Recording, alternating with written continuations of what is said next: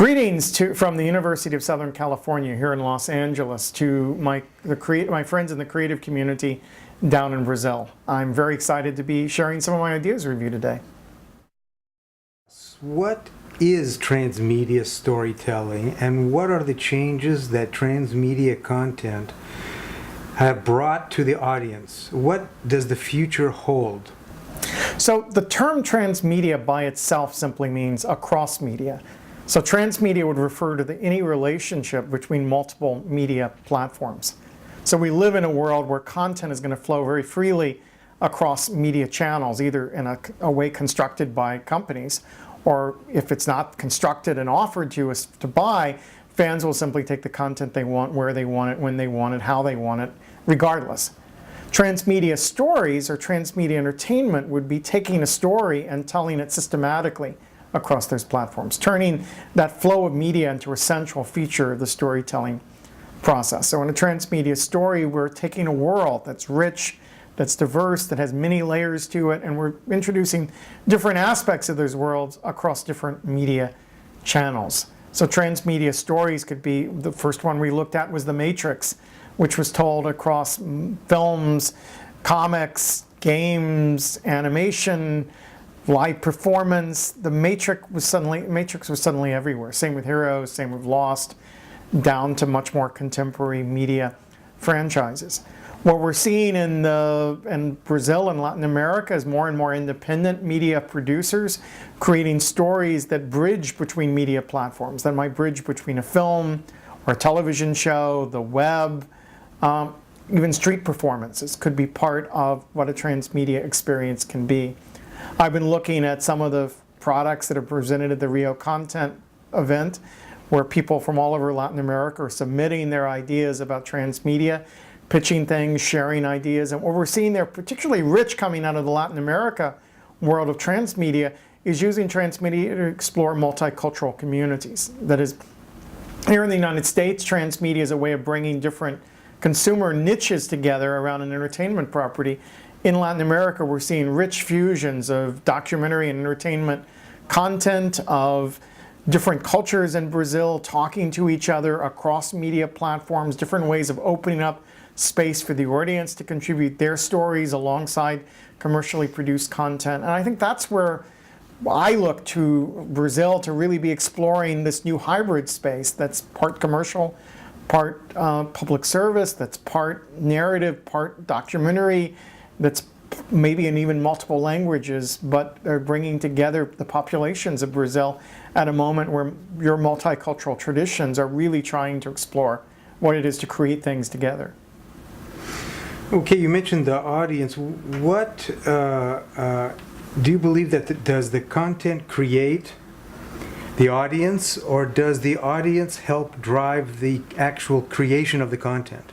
Well, I think at the heart of any transmedia experience has to be a compelling story. There's got to be characters we care about, worlds we want to explore, narratives that are rich enough to want us to keep tuning in and exploring across media platforms. So in that sense, we as audiences are drawn to a transmedia story that's born out of the heart and brain of an artist. But once we're there, we want to be able to drill deep into that story, we want to master the information of it, and we want to begin to retell it, that we speculate beyond the ending. We ask questions about the characters and what their motivations are. And increasingly in an internet age, we're creating our own extensions of that story. We're remixing the footage into videos, we're writing stories about that, we're dressing up like the characters and doing cosplay. We, in one way or another, are choosing to participate in the central stories of our time.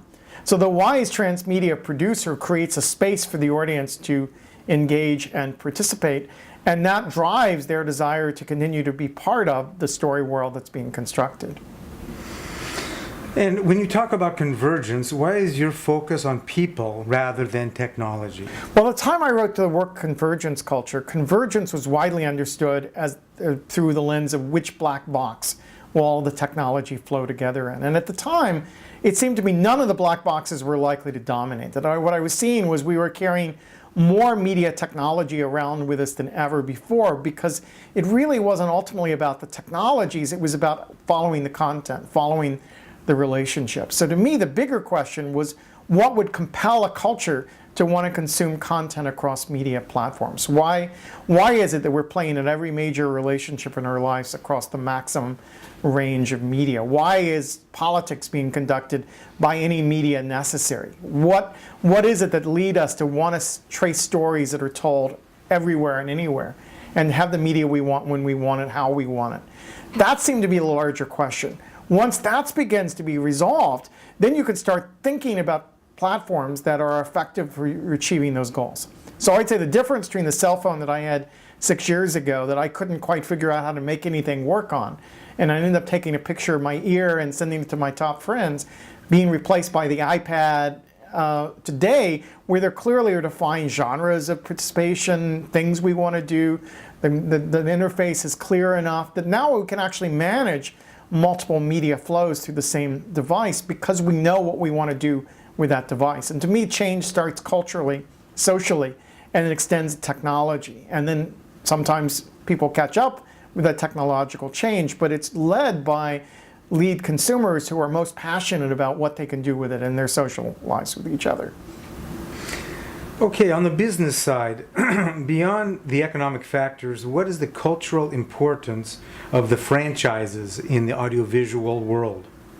Well, franchises, the word franchise goes back to fast food restaurants, to products, to retail outlets. It's a way of organizing the flow of material goods throughout the culture. It's a kind of consolidation model.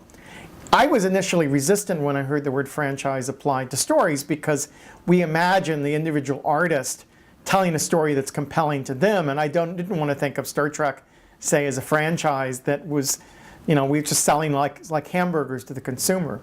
But as franchises have gone on, it's become more and more of our entertainment is organized around stories that are played out across multiple media channels that appeal to multiple audiences, that we have multiple experiences with and encounters with over time. And those franchises have been a central way that large media industries have organized their production.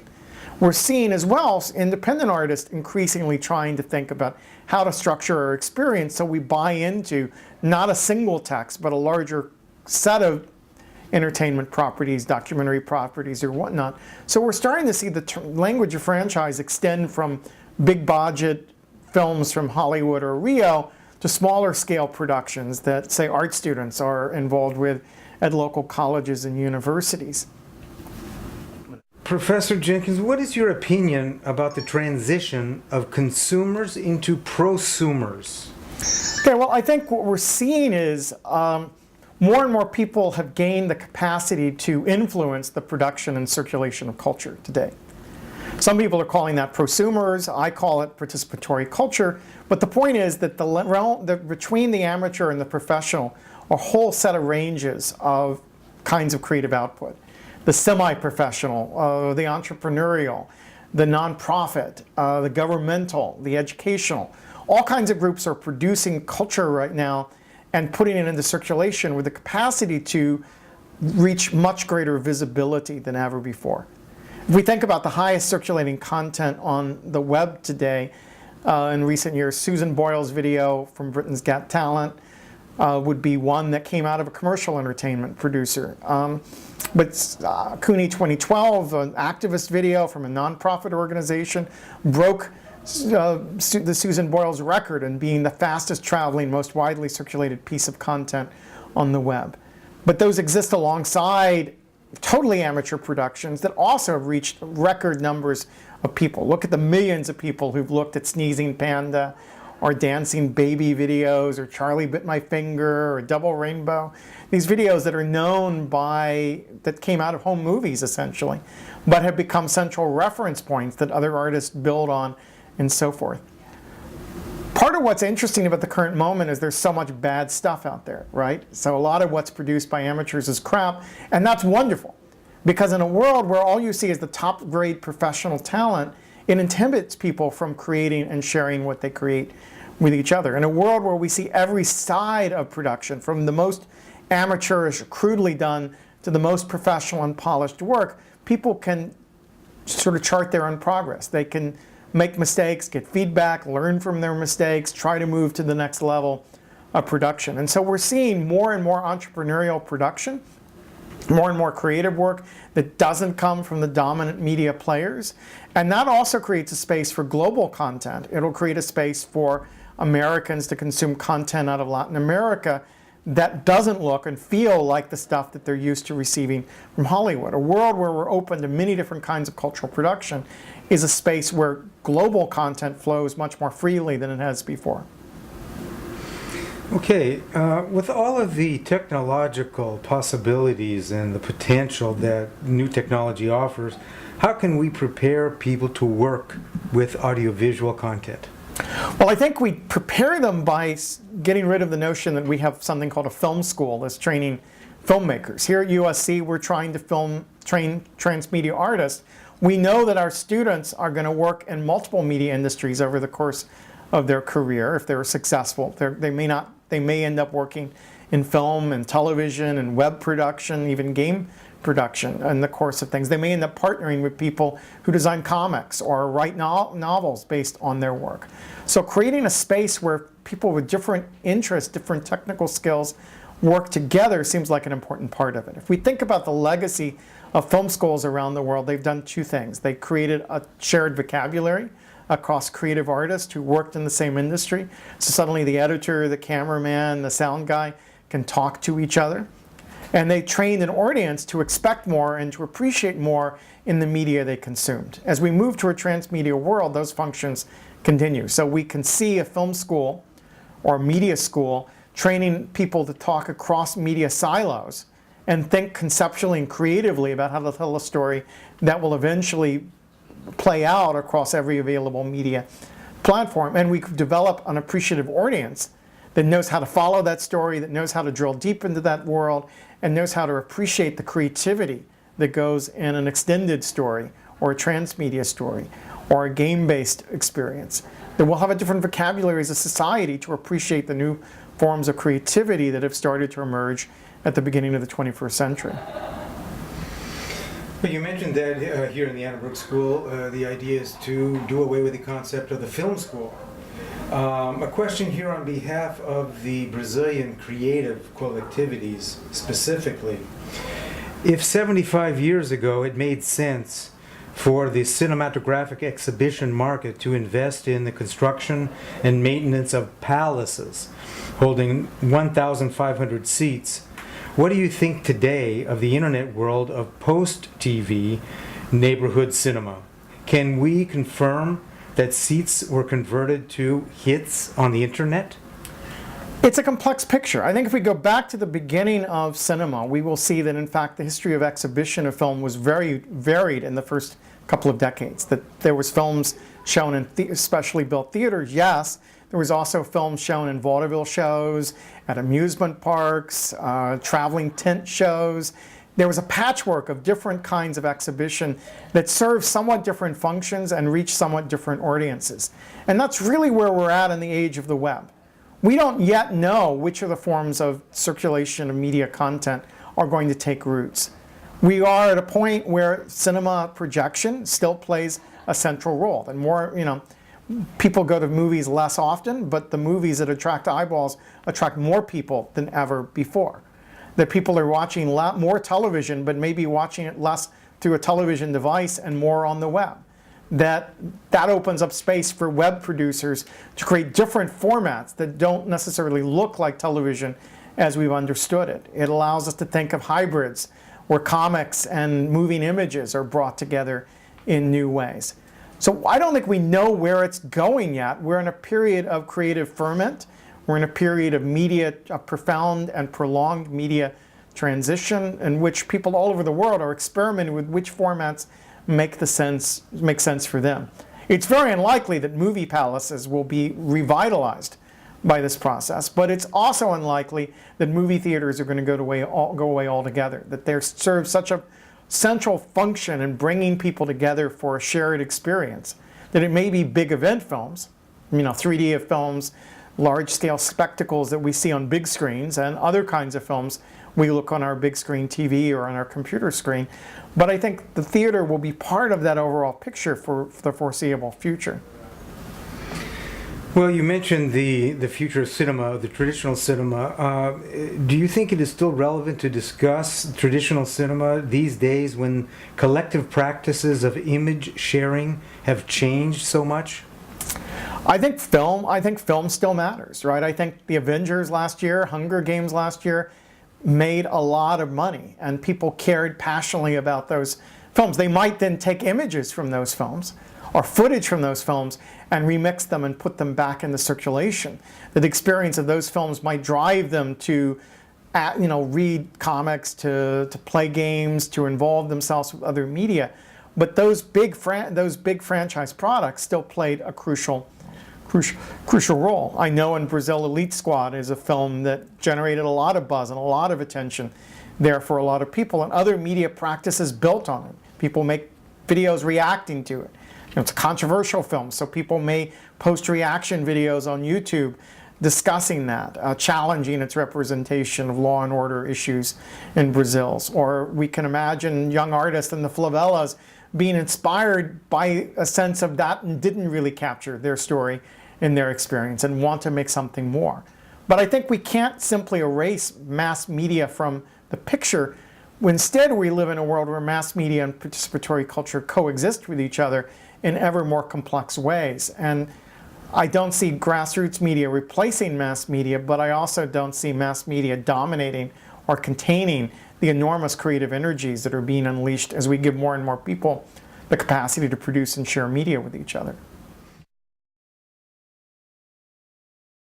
First of all, what is the power of the visual narrative? The visual narrative is where everything begins. It doesn't matter if it's a commercial or a documentary, a television show, a feature film, if it's animated or live action. It all begins with the narrative. If you don't have a good story to tell, if you don't have interesting characters that the audience can relate to, that means something to them in an emotional way, no one's going to get involved in any story that you're going to tell. Maybe you can trick them into looking for 30 seconds or for 2 minutes or for 10 minutes. But ultimately, if there's not a story, if there's not something personal and emotional that they can understand and relate to quickly, you're not going to be able to get anyone to come onto your railroad train. No one's going to come aboard your plane because there's not a good ride. And people are going to go to see whatever you've done because you have a good ride, and it's unique, and it's fun, and it's involving. And if that's not there, you don't have anything. Tell us about the way you decided to write about 3D storytelling. In the last 5 years, 3D has come alive. It first came alive in the 1950s for 3 years, and then it was over. It came alive again in the 1980s for less time, and it went away again. This time when it came back, we were very lucky to have Jim Cameron leading the revival. And that was great because he's so smart, he's so technically savvy, and he took 3D like no one had done it before, and he turned it into a modern filmmaking tool, which was really important. And Jim can do it. And there's a handful of people that can really do it. And not to insult anyone, but there's a lot of people that don't know how to do 3D yet. It's new. And you can say, well, it was done in the 1950s and it's been around for 150 years. The first 3D movie, its first 3D pictures were in the 1850s, 1840s. So it's been around for a long time. But to really use 3D for a storytelling tool is new and difficult to do. People have done it, but there aren't a lot. So I was very lucky to be consulting at DreamWorks Animation. And DreamWorks, under Jeffrey Katzenberg's leadership, has been amazing in the way they have made 3D progress, really brought the technical side of 3D alive with the storytelling. The same thing that Jim Cameron did. They're doing it 3 times a year. Jim has made a couple of 3D movies, but DreamWorks makes a couple of 3D movies every year, again and again and again. And Jeffrey Katzenberg said to his crew, I want the 3D to be great. I want it to be an important part of our ride. When people come in to see the movie, I want 3D to be an important part of the story. So I was very lucky to work with a guy named Phil McNally, whose nickname is actually Dr. 3D. And he understood 3D, and he was the head of the crew that brought 3D into the animated films that DreamWorks has done. And I was brought in to consult with Phil and to help him and really help each other, but Phil was the leader of figuring out how 3D could work in the animation to tell the story. So when we finished this book that we first wrote for DreamWorks, we thought that we should expand the book for live action and for everyone else. And so we went back for almost 2 years and wrote a book that we hope, the book comes out in 3 weeks, and we hope that the book will guide people into the world of 3D, not just for the jokes, not just for the visual, ooh, there's something out in front of the audience, but to really connect it with the story. It's going to, we hope, do the same thing that my first book, The Visual Story, did. You have visual structure and you have story structure, and you want to bring the two together.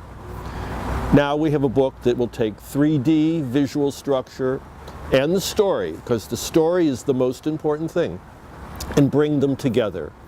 And it won't be, 3D won't be something that you just put on at the end of the movie. It's not just a knob that you turn up, like if you want more color, you make it more saturated. You dial up a dial and there it is. But the 3D will be fully integrated, will be fully meshed in with the story, and they won't be separate, they'll be together. That's what the book is supposed to do. And we think it will, but we'll see. Terrific. Do you think that 3D is still a challenge for audiovisual production? 3D is still a huge challenge for audiovisual production. Yes, it's a big challenge. There are some very smart people making 3D movies now. There needs to be more of them, and they need to fully understand how to integrate the 3D and the storytelling. If you look at Life of Pi, Ang Lee did a brilliant job. Other people have done brilliant jobs too. That just happens to be the most recent movie.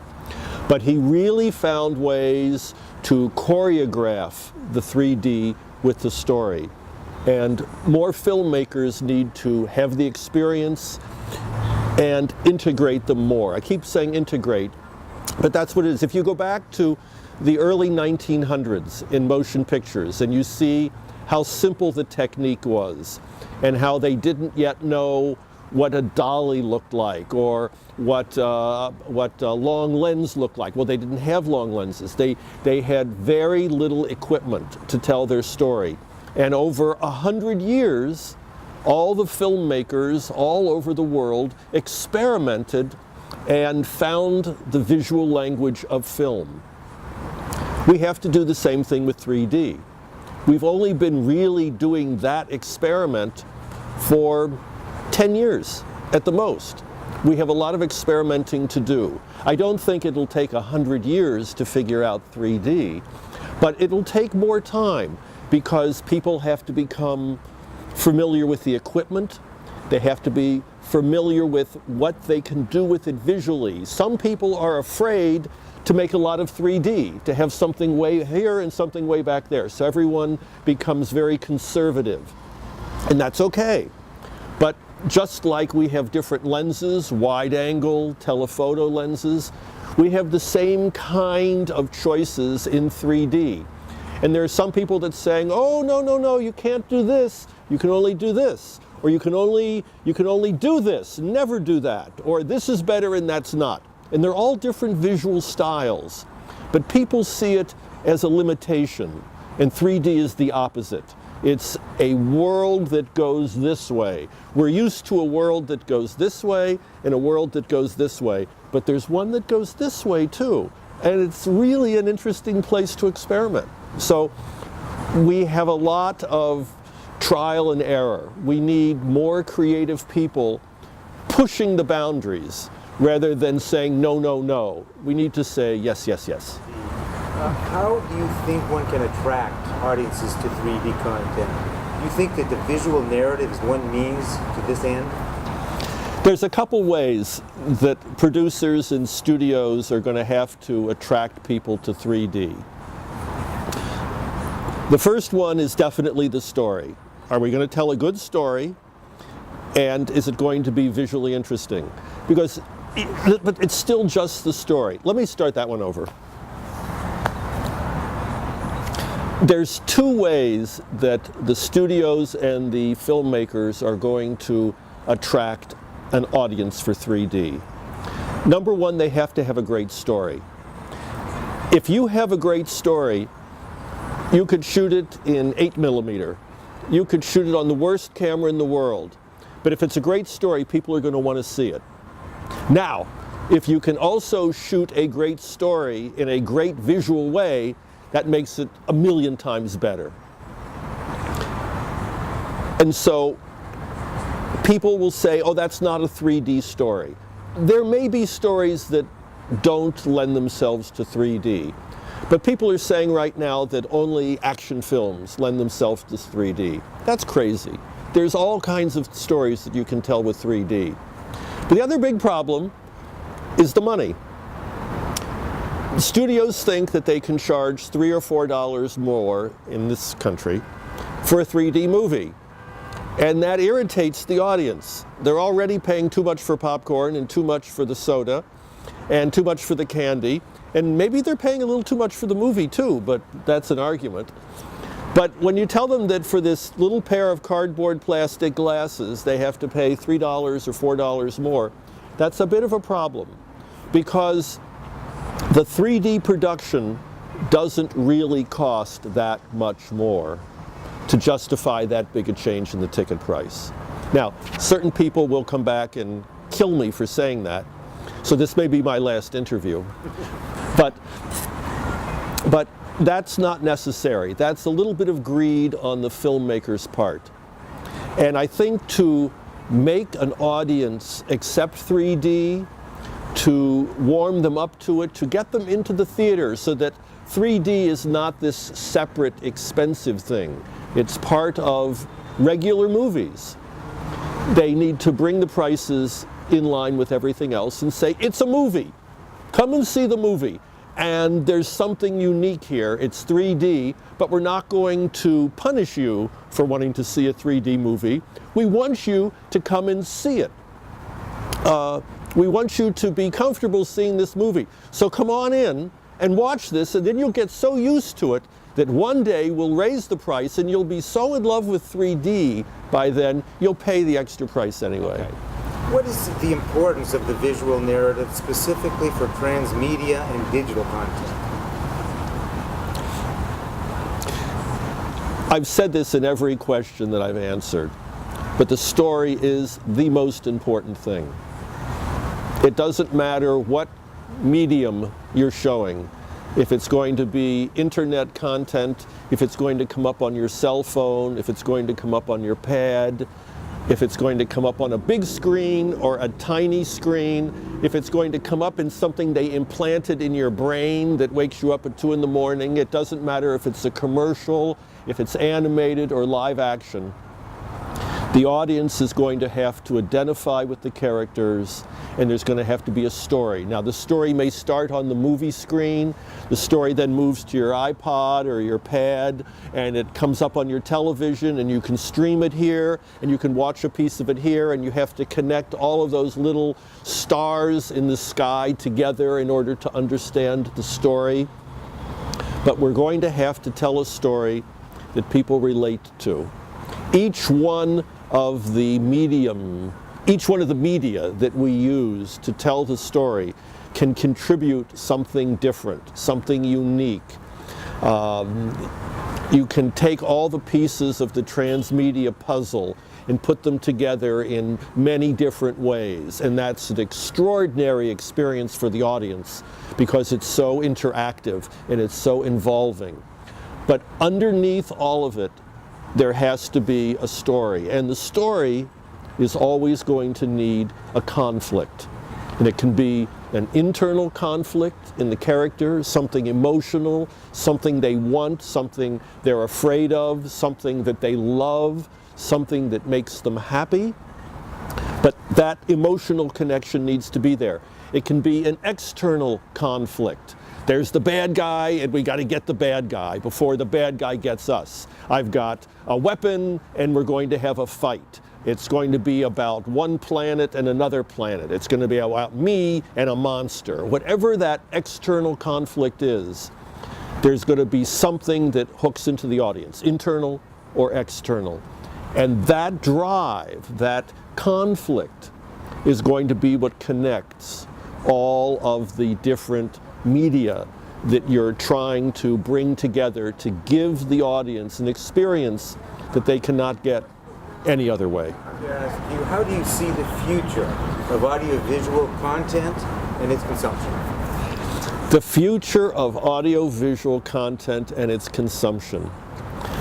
I don't think there's a person in the world, including me, who could really answer that question.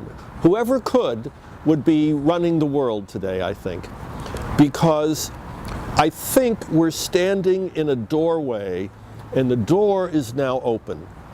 And we're going to step out of that comfort zone. We're going to step from the threshold of the doorway into Rod Serling's Twilight Zone, whatever it is that's out there.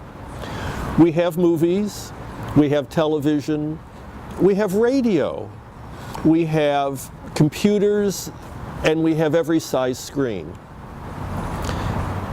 Some of them have been around for a long time, and some of them are brand new. And every year at some convention, another manufacturer introduces something else for us to look at. And that's terrific. Content is still the king. And we are really only limited by our own imaginations as to where we can take that. And for anyone to limit it, I think is crazy, because the possibilities of making a new roller coaster ride for the audience to watch is great. We can go to an amusement park, we can turn on the TV, we can go to the movies, we can take something out of our pocket instantly and look at it. And we have a chance of making each one of those things go in opposite directions, or all of them coming together. And both choices are good. Both will be very interesting. And it can all be in 3D or not. And something else that we haven't found yet. And that will be great.